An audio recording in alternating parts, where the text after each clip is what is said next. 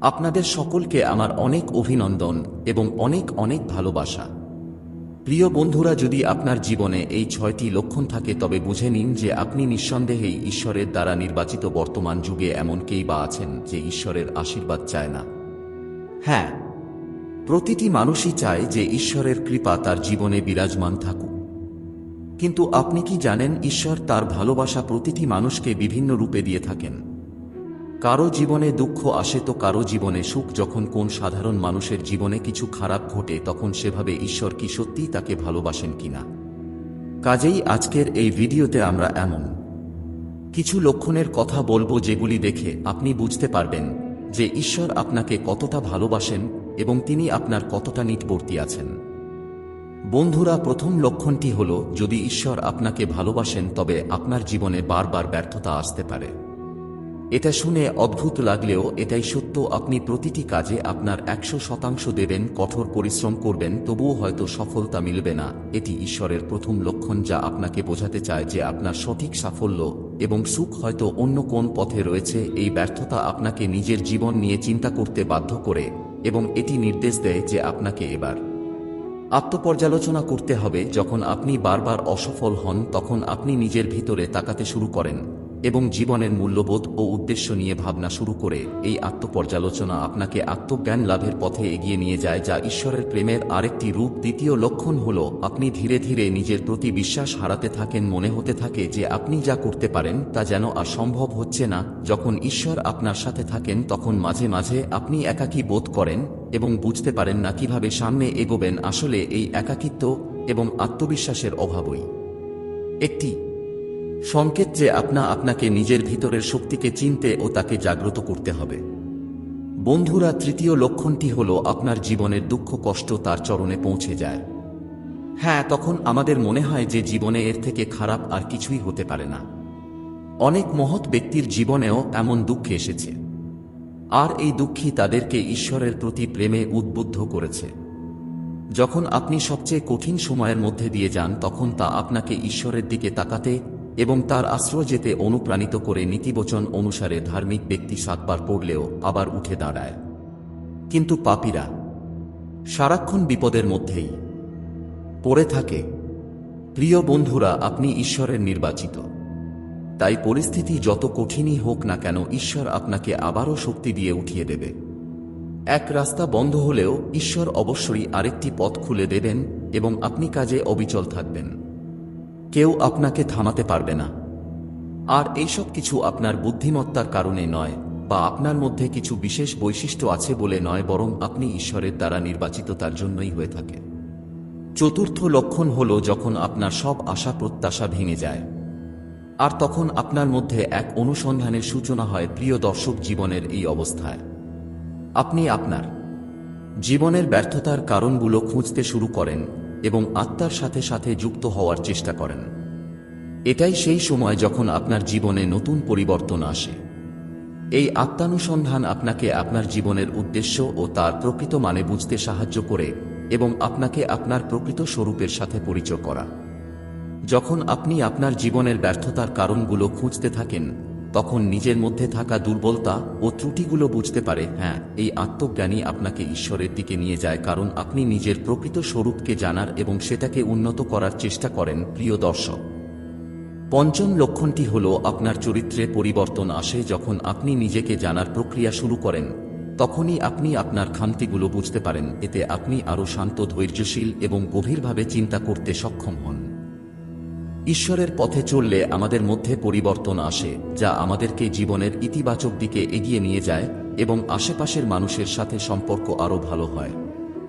এই পরিবর্তন আপনাকে ঈশ্বরের আরও কাছাকাছি নিয়ে আসে, কারণ আপনি তার শিক্ষাগুলিকে নিজের জীবনে প্রয়োগ করতে শুরু করেন এবং নিজেকে আরও উন্নত করে তোলেন।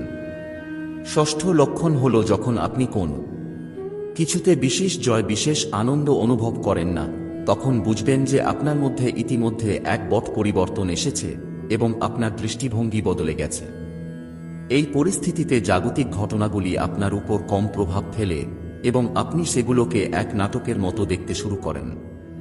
এই উদাসীনতা আপনাকে ভেতর থেকে শান্তি ও সন্তোষের দিকে নিয়ে যায়। যখন জাগতিক বিষয়গুলো আপনাকে প্রভাবিত করে না, তখন আপনি নিজের মধ্যে এক পরম শান্তি অনুভব করতে থাকেন। এই শান্তি আপনাকে ঈশ্বরের আরও কাছে নিয়ে যায়, কারণ আপনি নিজের ভেতরে থাকা ঈশ্বরিকতার সন্ধান পান এবং সেটাকে আরও বাড়ানোর চেষ্টা করে। যখন আপনি অনুভব করেন যে আপনি ঈশ্বরের খুব কাছে এসে গেছেন, তখন আপনার জীবনে সবচেয়ে বড় পরীক্ষাটি আসে। এই পরীক্ষা আপনার বিশ্বাস, জ্ঞান ও সমস্ত কিছু যাচাই করে। জীবনের এই সময় এত সমস্যা আসে যে মনে হয় ঈশ্বর বলে কিছুই নন। এই পরীক্ষা আপনাকে শেখায় যে প্রকৃত বিশ্বাস ও সমর্পণই ঈশ্বরের কাছে পৌঁছানোর পথ। আর এই পরীক্ষায় সফল হলে আপনি জীবনের প্রকৃত উদ্দেশ্য এবং ঈশ্বরের প্রতি আপনার নিবেদন আরও দৃঢ়ভাবে বুঝতে পারে। এই অষ্টম লক্ষণ এমন একটি অনুভূতি যা শব্দে প্রকাশ করা যায় না। এই অবস্থায় পৌঁছালে আপনার মনে কোনো সন্দেহ থাকে না যে ঈশ্বর আপনার পাশে আছেন। বন্ধুগণ, এই লক্ষণগুলি আপনাকে বুঝতে সাহায্য করবে যে আপনি ঈশ্বরের কতটা নিকটবর্তী এবং তিনি আপনাকে কতটা ভালোবাসেন। এই লক্ষণগুলো আপনার জীবনে আত্মজ্ঞান এবং আত্মসাক্ষাৎকারের যাত্রাকে উদ্বুদ্ধ করে এবং আপনাকে নিজের প্রকৃত রূপ চিনতে ও তার বিকাশ করতে সাহায্য করে। বন্ধুরা, ভিডিওটি ভালো লাগলে লাইক এবং চ্যানেলটি সাবস্ক্রাইব করুন। হে সর্বশক্তিমান ঈশ্বর, আমাদের সৃষ্টিকর্তা ও উদ্ধারকর্তা, আমরা আপনার সামনে মাথা নত করে আসছি। আমরা আপনার অসীম প্রেম ও করুণার জন্য কৃতজ্ঞ। আপনি আমাদের জীবন এবং অনেক আশীর্বাদ দিয়েছেন। আপনার কৃপা অধিক বোঝাবে যে ভগবানের পরীক্ষা কখন তার চরম পর্যায়ে রয়েছে। এটাই সেই শেষ ধাপ যা আপনাকে জয় করতেই হবে। তাই আপনারা সকলেই ভিডিওটি মনোযোগ দিয়ে দেখুন এবং সংকেতগুলিকে ভালোভাবে বুঝুন। আর তার সাথে সাথে ভিডিওটি পছন্দ হলে লাইক ও শেয়ার করুন। আর চ্যানেলটি সাবস্ক্রাইব করতেও ভুলবেন না। আপনাদের প্রতিটি লাইক এবং কমেন্ট আমাদের অনেক অনেক অনুপ্রাণিত করে। তো চলুন আর দেরি না, ভিডিওটি শুরু করি। বন্ধুরা, যখন ভগবানের পরীক্ষা তার চরম পর্যায়ে পৌঁছায়, তখন প্রথম সংকেতটি এমন হয় যে আপনার জীবনের দুঃখ, কষ্ট, বেদনা তার চরম সীমায় পৌঁছায়। আর আপনি ভাবতে শুরু করেন যে এর চেয়ে খারাপ জীবনে আর কিছুই হতে পারে না। সেই সময় এমনও অনুভূত হয় যে আপনার ভাগ্যই সবচেয়ে খারাপ। তবে সতর্ক থাকবেন, আসলে এটি ভগবানের নেওয়া পরীক্ষা। শেষ পর্যায় পর্যন্ত আপনাকে নিয়ে যাওয়ায় যে ব্যক্তি এই কঠিন সময় ধৈর্য হারায় না এবং সমস্ত প্রতিকূলতা সহ্য করে এগিয়ে যায়, একমাত্র সেই ভবিষ্যতে অফুরন্ত সুখ পায়। যখন ভগবান আপনার পরীক্ষা নেন, তখন দ্বিতীয় সংকেতটি হয় যে তিনি আপনার সমস্ত কিছু কেড়ে নিতে পারেন। এখানে কেড়ে নেওয়া মানে এটা হতে পারে যে যদি আপনার চাকরি থাকে সেটি চলে যেতে পারে, যদি আপনি ব্যবসা করেন তবে সেখানে ক্ষতির সম্মুখীন হতে পারেন, অর্থনৈতিক সমস্যা বা মন্দার প্রভাব আপনার উপর দিতে পারে। এমনকি আপনার স্বাস্থ্য খারাপ হতে পারে এবং আপনাকে অসহ্যকর অসুস্থতার মোকাবিলা করতে হতে পারে। আর শুধু আপনারই উপরন্ত পরিবারের সদস্যদের মধ্যেও এই অসুস্থতা ছড়িয়ে পড়তে পারে। এ ধরনের পরিস্থিতি এমনভাবে তৈরি হতে পারে যা আপনাকে ভাবতে বাধ্য করে, আমার সঙ্গে এমনটা কেন হচ্ছে? এত পূজা আরাধনা করার পরেও কেন আমার জীবন এত কষ্টের ভরে যাচ্ছে? বন্ধুরা, জীবনের এই সময় ভগবানের পরীক্ষা তা চরম পর্যায়ে পৌঁছায়। আর তখন দ্বিতীয় সংকেতটি আরও জোরালোভাবে প্রকাশ পাওয়া। আপনার জীবনে দুঃখ এবং নানান সমস্যাগুলি এমন স্তরে পৌঁছায় যে আপনার মনে হতে থাকে ভগবান বলে কিছু নেই। আপনি ভগবানের অস্তিত্ব এবং তার প্রতি বিশ্বাস যেন পুরোপুরি হারিয়ে ফেলে। অথচ এই কঠিন সময় প্রমাণ করে যে ভগবানের পরীক্ষার চূড়ান্ত পর্যায়ে আপনি আছেন।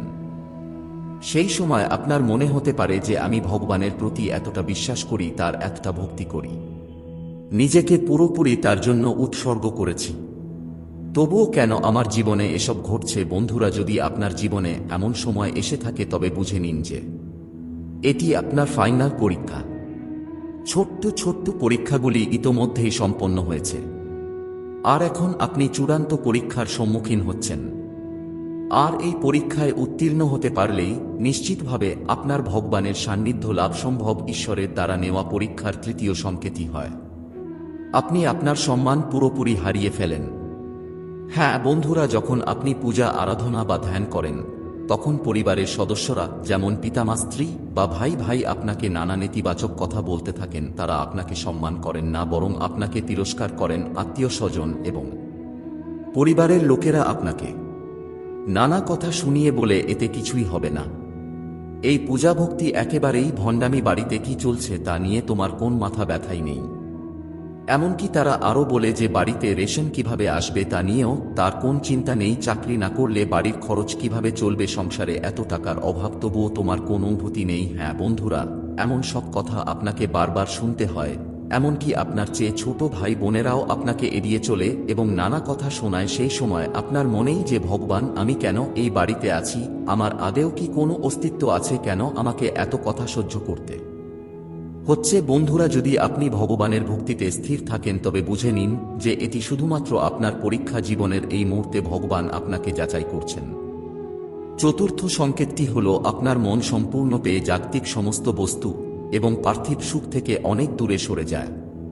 আপনার কিছুই ভালো লাগছে না, না ভালো খাবার, না ভালো পোশাক, না কোন জাগতিক সুখ। আপনি ঈশ্বরের পূজা বা সাধনা শুধুমাত্র এই জাগতিক ভোগ বিলাসের জন্য করছেন না, বরং ঈশ্বরকে লাভ করার জন্য করছেন। তবে এর উল্টো ঘটে যখন অনেক ভক্তরা এই পরীক্ষার সময় ভেঙে পড়েন এবং পূজা সাধনা বা ধ্যান করা ছেড়ে দেন। কিছু মানুষ ভাবেন যে এখন যথেষ্ট হয়েছে, আর নেই, আমি আর ধ্যান করব না, না ধূপদ্বীপ জ্বালাবো, আর না কোন রকম পূজা করব। কিন্তু বন্ধুরা, যদি ভুল করেও আপনার মনে এমন চিন্তা আসে তবে জানবেন সেই মুহূর্তেই আপনি ঈশ্বরের নেওয়া পরীক্ষায় ব্যর্থ হয়ে যাবেন। কারণ এটাই হলো আপনার আসল পরীক্ষা। আপনাকে পূজা বা ধ্যান করা ছাড়লে কোনই হবে না। পঞ্চম সংকেতটি হল এই চূড়ান্ত পরীক্ষার সময় আপনি পুরোপুরি ভেঙে পড়তে পারেন। কখনো কখনো আপনার মনে হতে পারে যে আমার জীবনে এখন যেন অন্ধকার ছাড়া আর কিছুই নেই। আমার সম্পূর্ণ জীবনটাই যেন অর্থহীন। সমাজের কেউ আমার দ্বারা সন্তুষ্ট নেই, কেউ আমার আপন নয়। আমি কেন বেঁচে আছি? আমার কোনো কাজ সফল হচ্ছে না, ঈশ্বরকেও লাভ করতে পারছি না, আমি এই সংসার বা পরিবারকে কিছুই দিতে পারছি না। বন্ধুরা, এ ধরনের নেতিবাচক চিন্তা আপনাকে অন্ধকারে আচ্ছন্ন করে ফেলতে পারে। তবে বন্ধুরা, মনে রাখবেন, এমন সময় একেবারেই ভেঙে পড়বেন না, কারণ এটি আপনার পরীক্ষার শেষ পর্যায়ে। যখন ঈশ্বরের পরীক্ষা চূড়ান্ত পর্যায়ে পৌঁছায় তখন এই ধরনের সংকট আসে। সপ্তম সংকেত হল এই সবকিছুই ঈশ্বর আপনাকে শক্তি এবং ধৈর্য পরীক্ষা করার জন্যই করেন। তাই এই সময় নিজেকে হারতে দেবেন না, বরং আরও দৃঢ়ভাবে ঈশ্বরের ভক্তির দিকে এগিয়ে যান। এই সাগুলোর মধ্য দিয়ে যাওয়ার মাধ্যমেই আপনি প্রকৃত অর্থে ঈশ্বরের সান্নিধ্যে পৌঁছাতে পারেন। বন্ধুরা, যখন ঈশ্বর আপনার পরীক্ষা নেন তখন আপনি জীবনে একদম একা হয়ে যান। আপনি সেই সময় আপনার নিজের এবং পরের মধ্যে পার্থক্য বুঝতে শুরু করেন। এই সময়ে আপনি আপনার বন্ধু, আত্মীয় এবং পরিবারের সদস্যদের থেকে আলাদা হয়ে একাই জীবন যাপন করতে শুরু করেন। সবাই আপনাকে ছেড়ে চলে যায়, প্রত্যেকে আপনার বিশ্বাস ভাঙে, আর তখন আপনি কারো থেকে কোনো প্রত্যাশা রাখেন না। কারণ ঈশ্বর এই পরীক্ষার মাধ্যমে আপনাকে নিজের শক্তির উপর বিশ্বাস করতে শেখাতে চান। ঈশ্বর চান যে আপনি কারো উপর নির্ভর না করে জীবনের সমস্ত চ্যালেঞ্জগুলিকে একাই মোকাবিলা করতে শিখুন। তাই বন্ধুরা, যদি আপনি ঈশ্বরের এই পরীক্ষার শেষ ধাপে পৌঁছে থাকেন, যেখানে আপনার জীবনে দুঃখের সীমা ছাড়িয়ে গেছে, তাহলে আরেকটু ধৈর্য ধরুন। হ্যাঁ, পরম সুখ ও শান্তি আপনার কাছ থেকে আর খুব বেশি দূরে নেই। আপনার পরীক্ষা খুব শীঘ্রই শেষ হতে চলেছে। এই পরীক্ষা আপনাকে সামনে অনেক কিছু দেবে। যেমনটি বলা হয়, যখন ভাগ্য আপনাকে কিছু বর দিতে চায় তখন সে আগে তার জন্য আপনাকে পুরোপুরি পরীক্ষা করে। হ্যাঁ, আর আপনার ক্ষেত্রেও ঠিক তাই হচ্ছে।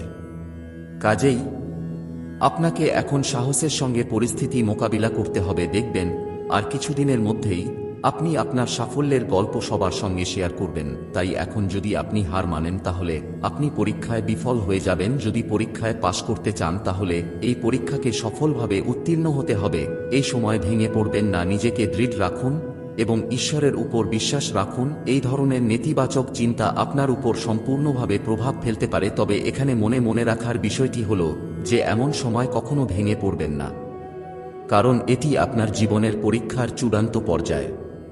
ঈশ্বর যখন আপনার পরীক্ষা নিচ্ছেন তখন সেটি একসময় তার চরম সীমায় পৌঁছায়। এই ছবি আপনাকে শক্তিশালী এবং ধৈর্যশীল করার জন্য ঈশ্বরের এক বিশেষ প্রক্রিয়া।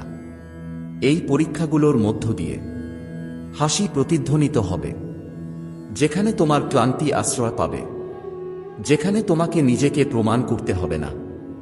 আর এখন বোঝো আমার সন্তান, এই ভালোবাসা শুধু অনুভূতির খেলা নয়, এটি ব্রহ্মাণ্ডের দ্বারা নির্বাচিত এক শক্তি। এটি সেই শক্তি যা প্রতিটি বাধা শানে স্থির থাকতে পারে। কারণ ব্রহ্মাণ্ড তোমাকে হঠাৎ করেই দেখেনি। সে তোমার প্রতিটি অশ্রু গুনেছে। প্রতিবার তুমি পড়ে গিয়ে আবার উঠেছে। প্রতিবার পরাজয়ের পরেও নিজের হৃদয়কে তিক্ত হতে দাওনি। আর এখন সেই একই ব্রহ্মাণ্ড তোমাকে মনে করিয়ে দিচ্ছে যে যা হঠাৎ মনে হচ্ছে তা হঠাৎ নয়। এটি দীর্ঘ প্রস্তুতির ফল।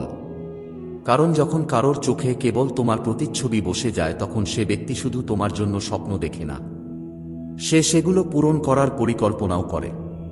সে তোমার ভয়কে হালকাভাবে নেয় না, সে সেগুলো মুছে ফেলার উপায় খোঁজে। সে তোমার নিরাপত্তাকে অগ্রাধিকার দেয়।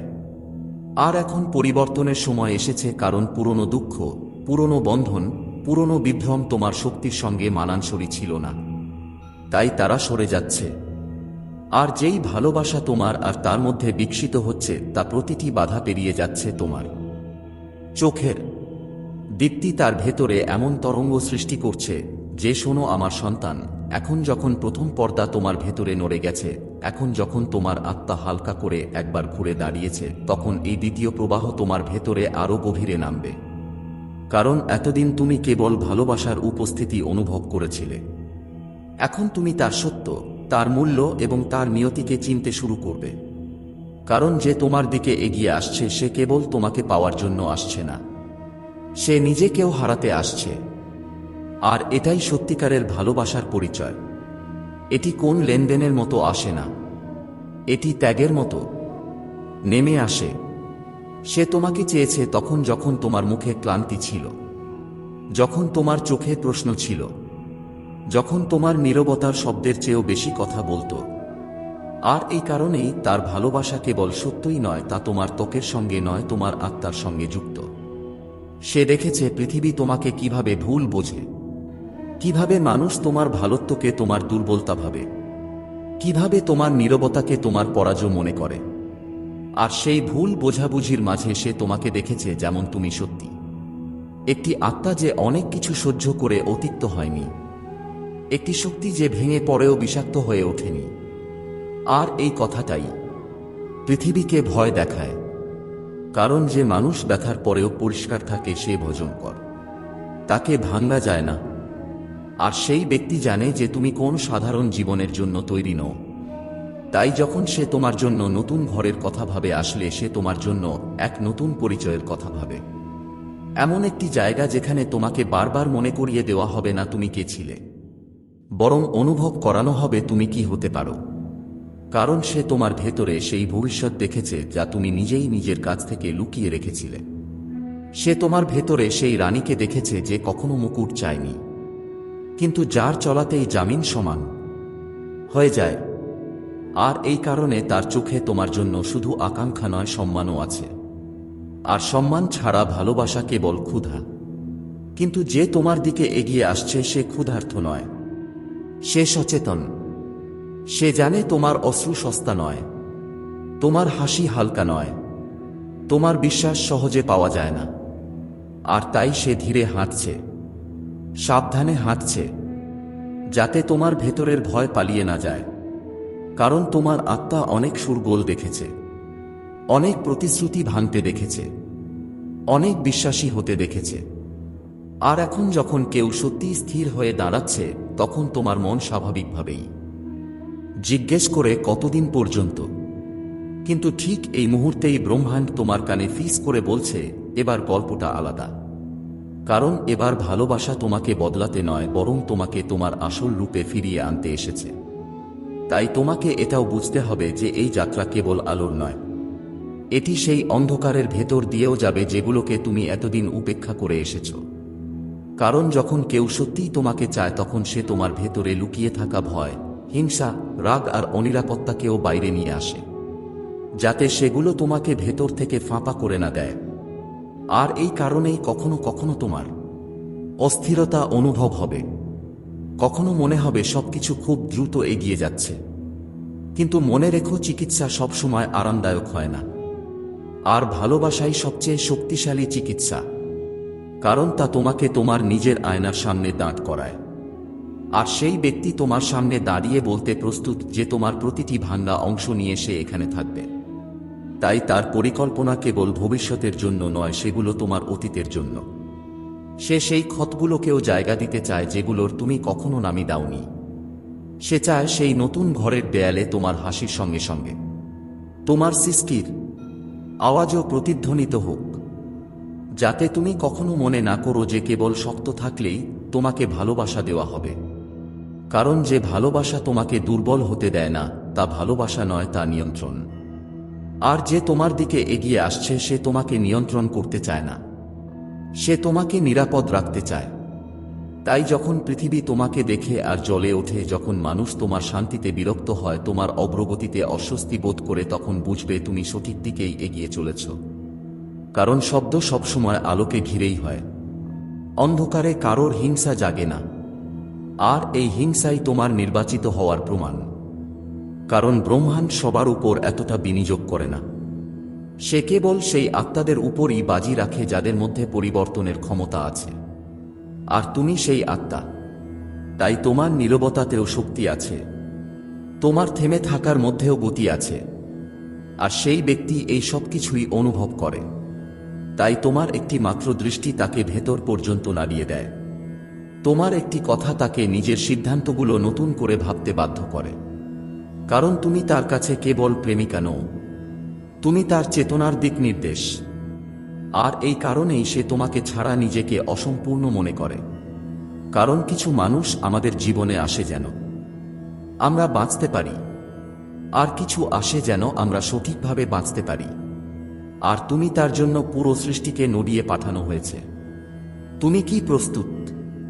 কারণ এখন যে উন্মোচনগুলো হবে তা শুধু তোমার হৃদয়ই নয়, তোমার ভাগ্যেও কাঁপিয়ে দেবে। আর হ্যাঁ, শুনতে শুনতে যদি তোমার হৃদয় নড়াচটা লাগে এবং মনে হয় হ্যাঁ, কেউ একজন আছে যে ভেতর থেকে তোমাকে ডাকছে, তাহলে কমেন্টে শুধু একটি লিখে দিও, এতটুকু ছোট্ট সংকেত যেন ব্রহ্মাণ্ড বুঝতে পারে এই বার্তাটি তোমার কাছে পৌঁছেছে। আর যদি তোমার মন সত্যি ফিস করে বলে যে এই কথা তোমার নিয়তির সঙ্গে জড়িয়ে আছে, তবেই ভিডিওটিকে হালকা করে ছুঁয়ে দিও। কারণ তোমার সেই ছোট্ট স্পর্শই সেই শক্তি বহু গুণ বাড়িয়ে দেবে যা তোমাকে তার দিকে টেনে নিয়ে যাচ্ছে। আর শোন, যদি তুমি সত্যিই তোমার গল্পকে সেই দিকে নিয়ে যেতে চাও যেখানে ভাগ্য নিজেই তোমার হাত ধরবে, তবে এই চ্যানেলের সঙ্গ এক্ষুনি এই মুহূর্তেই ধরে নাও। কারণ সামনে যা আসছে তা তোমার আত্মাকেও ঝাঁকিয়ে দেবে এবং হয়তো তোমাকে সেই মানুষের সঙ্গেই মিলিয়ে দেবে যে নীরবে তোমার হৃদয়ে যে বাস করে।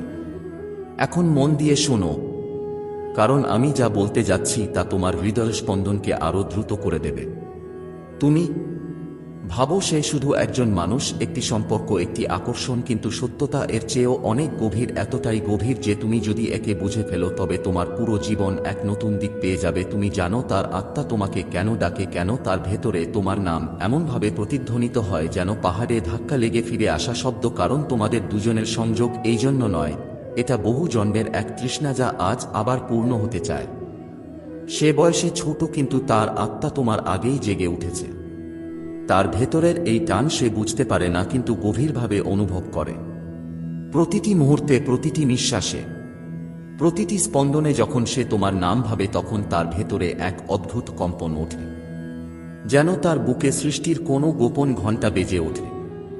এই টান কোনো মোহ নয়, এটা সেই স্মৃতি যা আত্মা আগের জন্মগুলো থেকে বহন করে আনে। এক অসম্পূর্ণ গল্প, এক অপূর্ণ প্রতিশ্রুতি যা আজ আবার পূর্ণ হতে চায়। তুমি যত দূরে যাও সে ততই অস্থির হয়ে ওঠে। কারণ আত্মারা জানে যাকে পাওয়া লেখা থাকে সে যত দূরেই চলে যাক না কেন শেষ পর্যন্ত ফিরে আসে সেই মানুষের কাছেই যার জন্য সে তৈরি। আর তোমার ভেতরেও তার ডাক আছে। তুমি শুধু তাকে চাপা দাও সময়, অভিজ্ঞতা, বাধ্যবাধকতা আর ভয়ের নামে। কিন্তু সত্য হলো, সে যদি তোমার ভাগ্যের অংশ না হতো তবে তার শক্তি কখনোই তোমার হৃদয় পর্যন্ত পৌঁছাতে পারত না। শক্তি কখনো ভুল পথ বেছে নেয় না। যা তোমার নিয়তি তার সোজাসুজি তোমার আত্মার দরজায় এসে করা না, যেমন আজ এই বার্তাটি দিচ্ছে। তুমি জানো সে তোমাকে নিয়ে কি অনুভব করে। সে তোমার কাছে কিছু চায় না, কিছু বলে না, কিছু দাবি করে না, কিন্তু তার ভেতরে তোমার ছবি এমনভাবে খোদাই করা আছে যেন পাথরে খোদাই করা কোন দাস্তান। তোমাকে ছাড়া তার হৃদয় শান্ত হয় না।